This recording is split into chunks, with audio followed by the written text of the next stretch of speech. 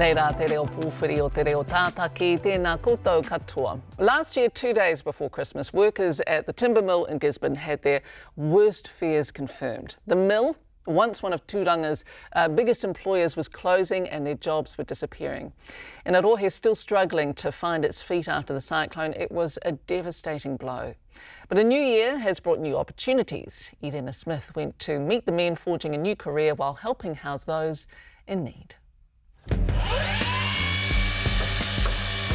Cutting his new path to a job in the building industry.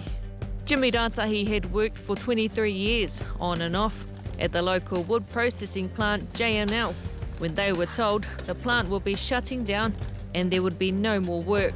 That's when Toitū Tairawhiti stepped in. Once I saw this, it was my opportunity to get back into it because I was doing building probably like 8-9 years ago. That was in Turanga.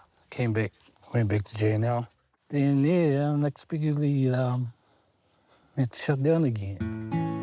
Jimmy is one of 32 men who have been part of a 12-week workforce development course run in partnership with Te Puni Kōkiri. Move this over here, pull that whole thing out, push that one in, and then we can build from that to this. Piripi O'Pody was also at J&L for 20 years, where he worked in health and safety. I stuck it out right till the last day at J&L, and then pretty much loyalty towards their company. Did miss it, but now it's a new beginning in Tairawhiti. All right, B, how's that Scribers game, Ross? Helping to steer them in the right direction is lead builder Peter Tupara, an ex-Māori trade training graduate who's been building since he was 16. Most men and women, you give them opportunity, is up to them to go with it, and a lot of them have. Yeah, I've been impressed with some of them, and I'm actually taking on one myself. He's had no building experience whatsoever. He just wants to mahi up, and that's what it's all about. Yeah, so I'll probably put him through an apprenticeship. Peter believes that helping people get jobs helps more than just the individual. A few things. Firstly, you're giving people employment, and also when people got employment, it makes their lives better, and also it makes the communities better because you got people they got to work, and you know they can sustain their lives, and also impacts on their kids' lives as well. You know, because I know that if you haven't got employment, your children struggle to get things that they need. But if you know you've got a regular income, yeah, it just helps so much. He says other trades have been eyeing up Toitū graduates as well. And it's not only just building. Some of these young trainees, two of them are going to work with carpet layers. So, you know, it's not just builders that are taking them on, as other tradies as well. Here in Te Tairawhiti, they are learning more than just how to build a house. Cultural training has been running side by side with mahi, led by none other than the haka man himself, Tāpeta Wehi. Nice straight line. So just get in those gaps, remember our gaps?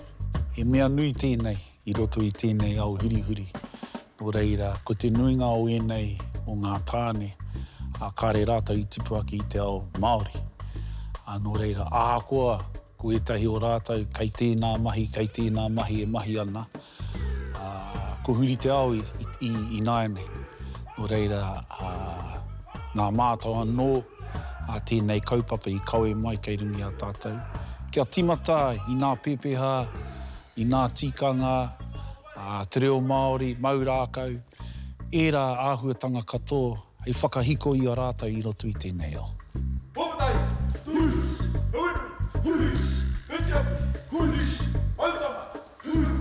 Just like building, maurākau and pepeha took a bit of practice. Yeah, it took me a while to get back in. I like knowing all my whakapapa in there. To ask my mum what my waka was. Kind of know it off by heart. Yep, have a go.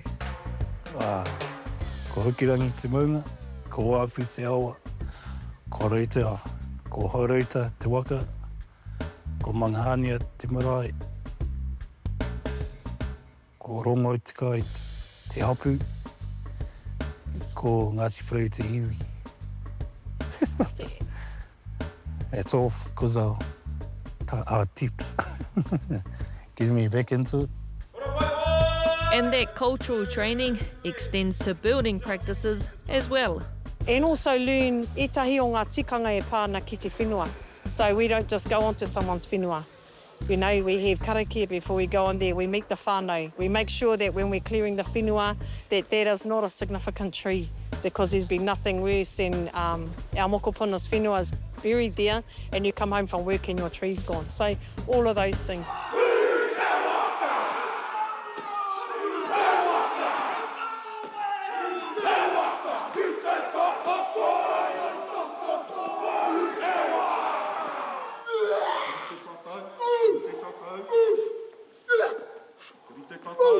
After 12 weeks of mahi on the marae and on the building site, it was graduation day and time to show their whānau what they had learnt.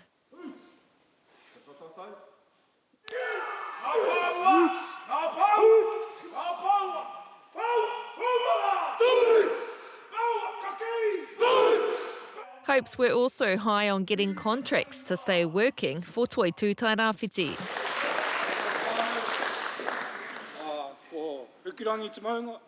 I'd like to stay here and help out Toitū. Sort of give back to them. Yep. Sorry, just tearing up a bit. Then put that on the game. What's... This is all these people, these homeless people. Like I go out of my way to help homeless people, like giving them food and that. It's just a struggle with people that can afford houses, eh?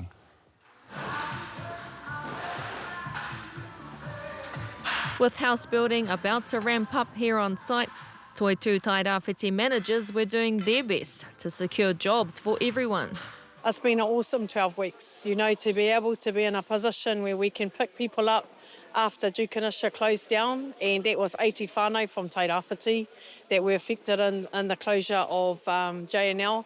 But to be able to have a pōhiri for them and say to them, hey, look, we're not sure what's coming in the next couple of years, but let's do this 12-week training program and hopefully we can find some mahi for you. So that started January the 15th. Today is the formal finish of that. And out of the 32 that came to us, 6 of them had already found mahi. And then we had 17 this morning that we knew that we could find mahi for, and we had 3 that we still had to place. And as we were getting the kai ready this morning, we got a call from Trek saying we've got some applications here for people to come and work on the reconstruction of our roads in Tairawhiti.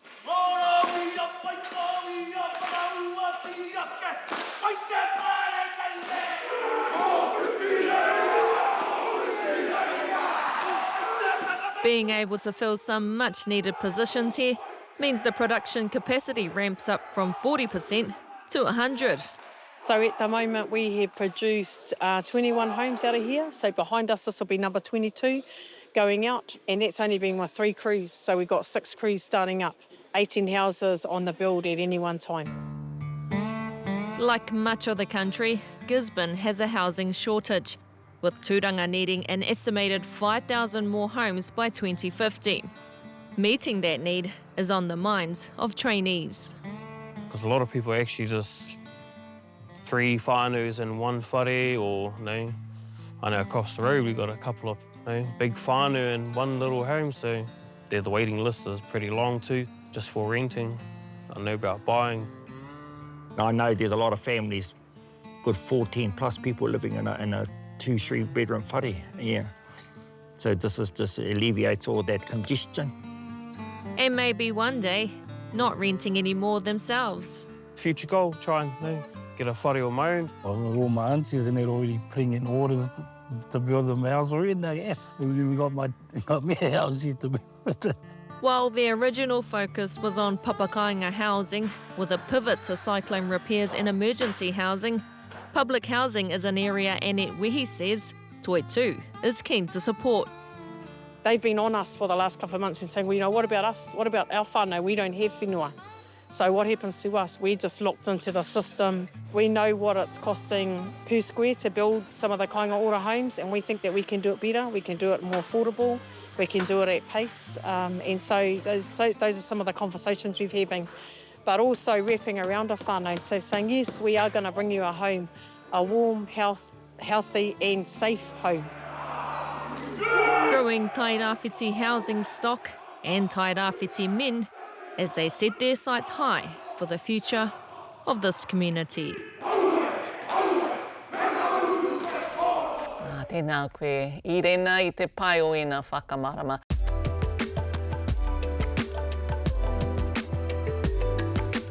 Are Māori wards on the chopping block? The government says councils that brought in Māori wards without polling residents will need to hold a referendum. The alternative, it says, is to just scrap them. There are 35 Māori wards across the country and another 13 in the works, with ratepayers facing a bill of up to $100,000 per poll. But no other wards require referendums, which has led some to say it's an overreach and others a racist move by the coalition government. To discuss this, I'm joined by councillors Pera Paniora from Kaipara, District Corinne Leone from Auckland, and Nico Winera from Wellington. Kia ora koutou, thank you so much for joining us this morning. Local Government New Zealand has called this a government overreach. What do each of your councils say? Do they want the wards? Corinne, we'll start with you because we know that Auckland Council does not. Yeah, it was disappointing when we lost by 2 votes at Auckland Council, and I think I was disappointed with the fact that the Mayor didn't take leadership on that, because we know with his casting vote included, that could have made a huge difference for Tamaki Makaurau. And as I've mentioned before, we've got the biggest Māori population here. We know that racism's still huge here, and people are worried about getting voted back in. So when people stand and they, they come across and they actually say, look, these are the things that we stand for, they're worried that they're not going to get those votes to get back in places like the North Shore and so on, where we know that racism has still been quite rife in those areas.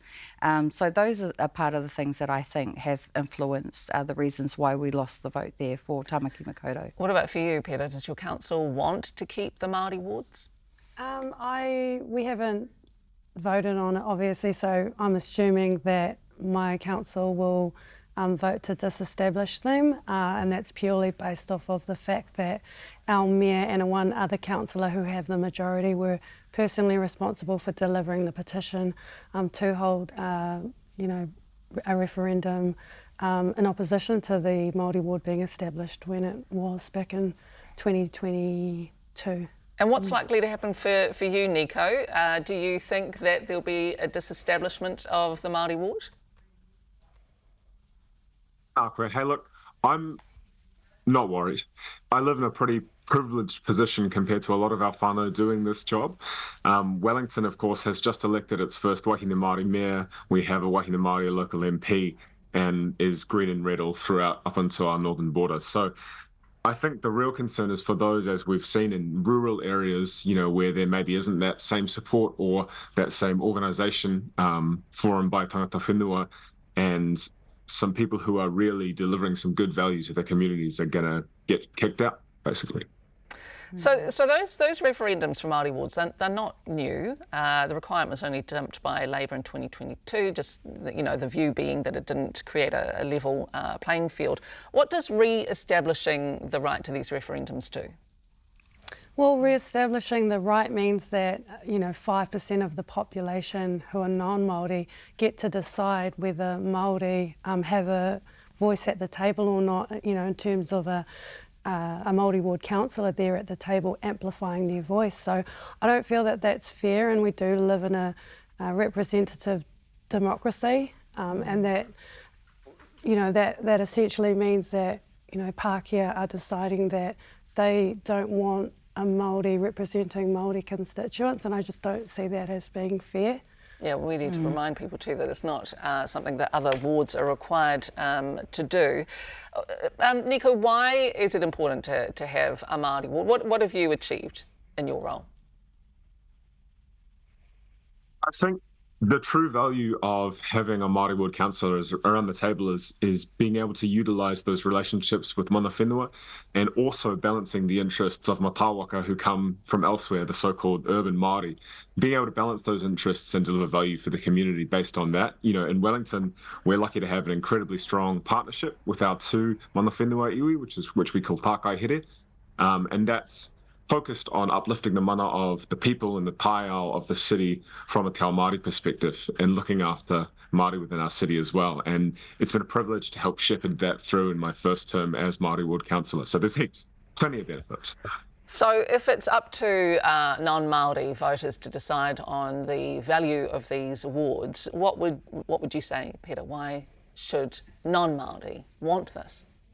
Why should non-Māori want it? Because in my role as a Māori ward councillor, I'm not just advocating for an amplified voice for Māori, but I'm actually advocating for all of the district. And when we look at the kaipara, we look at our mana whenua interests, and I'm a beneficiary of and uri of Te Roroa. Te Roroa is one of the biggest ratepayers in the kaipara. We have over 2,000 hectares of forestry and farming interests, as well as tourism. We have Tāne Mahuta, we're doing Rākau Rangatira, we're doing all these amazing things. And to not have a Māori ward councillor and to have a council who doesn't appreciate Māori ward councillors sends a really clear message to our mana whenua partners and hapu. And it's just not helpful at all in trying to move forward as a community. And those economic outcomes that are achieved through those relationships as well has a bearing on the community, the business owners, the tourism to the area. So a win for Māori is a win for the district in my eyes. Yeah, we can't forget those economic benefits because they are substantial in the Māori economy. Corinne, you're in a general ward.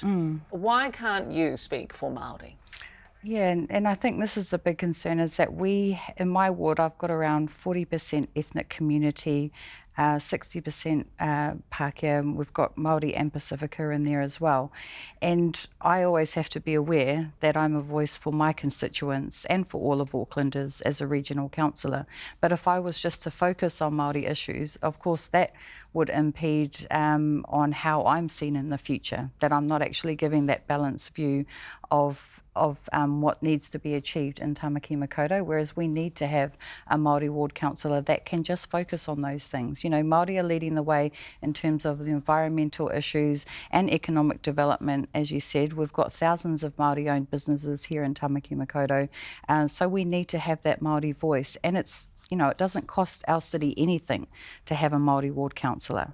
And it is part of Te Tiriti o Waitangi. And we know that even with the feedback that we got with the recent vote, it was very close. It was only 60% that said no. And we know that Māori don't always feed back and give that feedback to the council. So that was really close on the numbers. So having that voice in there to actually go out and find the views of Māori from your point of view is important. But that's right. I mean, you've been used as an example of why we don't need Māori wards, because actually Māori can stand and get elected just like anyone else. And that's not the case. I mean, I was very aware when I was campaigning that I couldn't just campaign on Māori issues, because I'm obviously not going to get the votes if I'm just talking about Te Tiriti o Waitangi or mana whenua issues for our city, because they're not the people that are going to vote for me.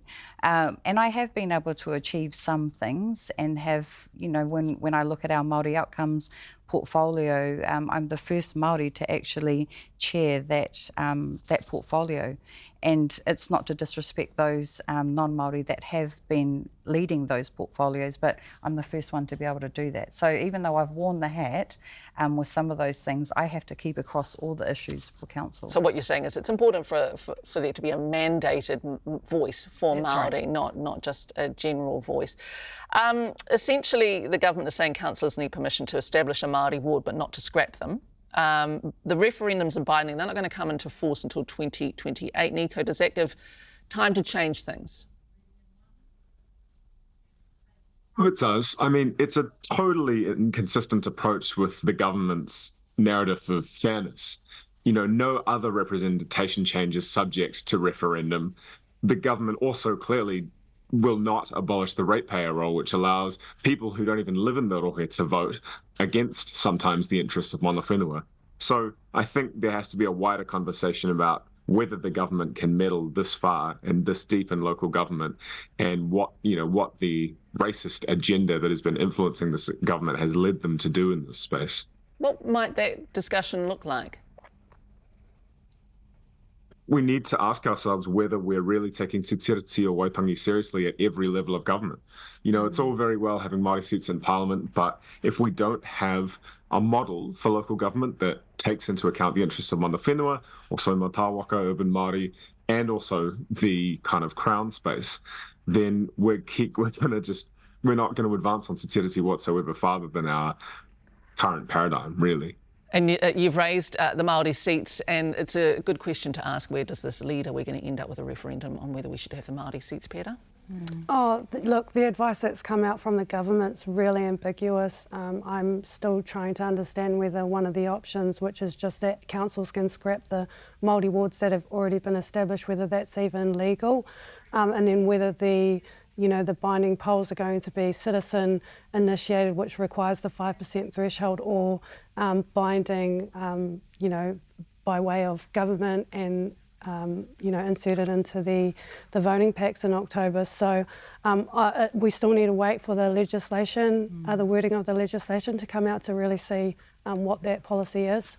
I can't answer that. It is ambiguous. We have to wrap in just a moment. Corinne, what are you going to be doing to oppose these moves to try and change things? We will be doing everything that we can as the chair of the Māori Outcomes portfolio to have a strong pushback on that.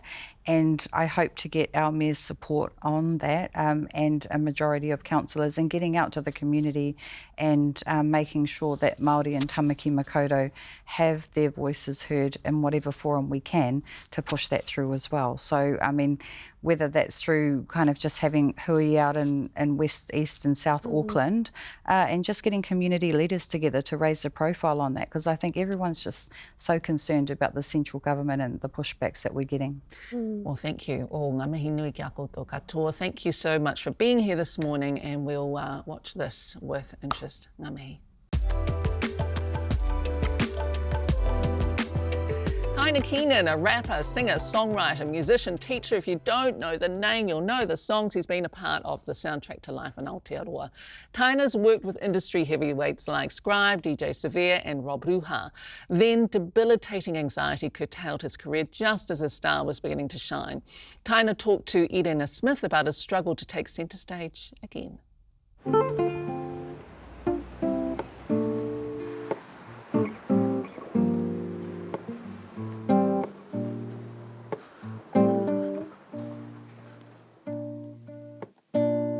Feel like I'm falling,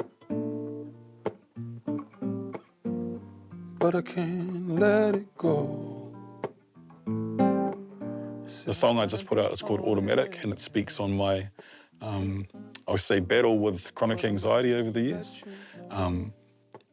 But it's a positive song, and it's a song that's about something, but it's looking back on it thinking I've overcome that. To be a burden. In my early 20s, it started to come on, I guess, in early to mid 20s, and it came on in a wave of panic attacks and stuff that just came out of nowhere. It was a weird thing, like I didn't understand what was happening, and then I guess some depression was woven into that as well. But I was like a signed rapper at the time. I was quite well known for doing hip hop music, and I was touring around with my friends and being a rap guy, and it started to really, to the detriment of my performance and my recording career, it started to affect me. I spent more time standing next to the person or being that tautoko for them or writing for them or producing for them rather than doing my own music. And that was because you build up this thing where you start to be scared of being scared, or you worry about a panic attack affecting you while you're performing or what you're doing, ruining what you're doing, and then it becomes debilitating. He says having whānau who worked in mental health helped clarify what was going on.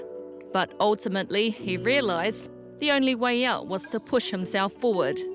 the only way to defeat it is to take it head on, really, with things like with anxiety and stuff, is to not let it stop you. And after you let it stop you, what comes with that is all these excuses and all these reasons why not to do something, because they become your comfort. Taking it head on and just going, no, stuff it. I'm going to get back out there and do my thing. And I remember one particular tour to South America with Rob and Rhea, and we played in Chile, WOMAD over there. And I was in the midst of crazy anxiety at the time, but I just fought it to get on the plane, and I fought it to get on the stage, and I won that battle, and that was one little battle. And there'll be another gig, another festival to play, or whatever it might be, or a tour, and every time I go out on stage, I'd battle that demon until I started to win. Bilingual rapper Tipene is one who believes that back in the day, Tyna was at the pinnacle of Aotearoa's music scene. I think if you came up in the 90s, 2000s, even right through, everyone knows Tyna. He's one of those amazing musicians that he's managed to produce high quality stuff for a few decades now. So he's hard not to know. He's multi-genre too, so he's in quite a few different spaces, and we just keep seeing this fella. When I first heard his work, it was like on a CD, like properly on a CD, or like on a song, was on the Crusader album. Scribe was at his pinnacle, at his height at that time. And I was just like, wow, as powerful as Scribe was at the time, Tyna still shone there. So, yeah, I was like, whoa. When it's raining, it's pouring. They said they won't let me go. I've been writing songs, but not having the confidence to put them out. So working a lot and touring a lot with different artists, and seeing their kind of work ethic and what's been going on with them, and how Māori music is like, I won't say developed, but it's on a high. And I thought, you know what, I'm going to give it a crack again. So I put out a song in December called Give Back Love, and I did kind of well, and I did it all on my own. I thought, that's cool. Would you love me? Would you make believe? The reconnection and the redevelopment is everything. It feels really good to be back out there and to carry on creating, because it's what I think I was born to do, and it's what I love to do.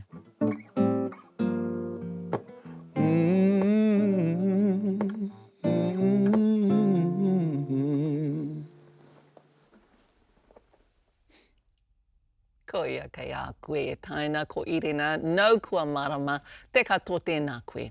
Koina, that's Marae for this week. The team will be back with you next Sunday. Kia haumaru te noho, hei tērā wiki.